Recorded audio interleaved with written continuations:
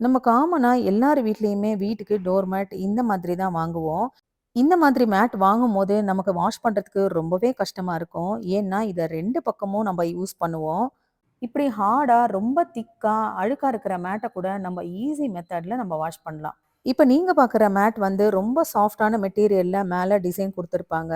அடிப்பக்கத்துல இதுல வந்து பிளாஸ்டிக் குடுக்காம, இதே காட்டன் மெட்டீரியல்ல வீவிங் பண்ணியிருப்பாங்க. இப்படிப்பட்ட மேட் ஒரு பக்கம் தான் யூஸ் பண்ண முடியும். அது மட்டும் இல்லாம வாஷ் பண்றதுக்கு ரொம்ப ஈஸியாவும் இருக்கும். பெரிய சைஸா இருந்தா மெயின் டோருக்கும், சின்ன சைஸா இருந்தா பாத்ரூம்க்கும் இந்த மாதிரி மேட் நம்ம வாங்கி யூஸ் பண்ணிக்கலாம். இப்ப இந்த மேட் வந்து நான் லேட்டஸ்ட்டா டிமார்ட்ல வாங்குனேன். மேல வந்து வெல்வெட் கிளாத்லயும், கீழ் பக்கத்துல ரப்பர் மாதிரியும் ஒரு மெட்டீரியல் குடுத்துருக்காங்க. லாங் வீடியோல ஒரு சில பேர் கமெண்ட் பண்ணியிருந்தாங்க. இது ஒரு 2, 3 மாசம் ஆன பிறகு இந்த ரப்பர் வந்து ஃப்ளோர்லயே ஸ்டிக் ஆயிக்குதுன்னு சொல்லியிருந்தாங்க. உங்களோட எக்ஸ்பீரியன்ஸ என்கிட்ட ஷேர் பண்ணதுக்கு நான் தேங்க்ஸ் சொல்லிக்கிறேன். அது மட்டும் இல்லாம இந்த மேட் நான் ஒரு 2 மாசம் யூஸ் பண்ணி பார்த்துட்டு, அதோட ரிவ்யூவும் நான் உங்களுக்கு போடுறேன். நம்ம காமனா எல்லாரும் யூஸ் பண்ற மேட்ட எப்படி ஈஸியா வாஷ் பண்ணலாம்? எந்த மாதிரி மேட் வாங்குனா நமக்கு வாஷ் பண்றதுக்கு ரொம்பவே ஈஸி அப்படிங்கிறத லாங் வீடியோல ஷேர் பண்ணியிருக்கேன்.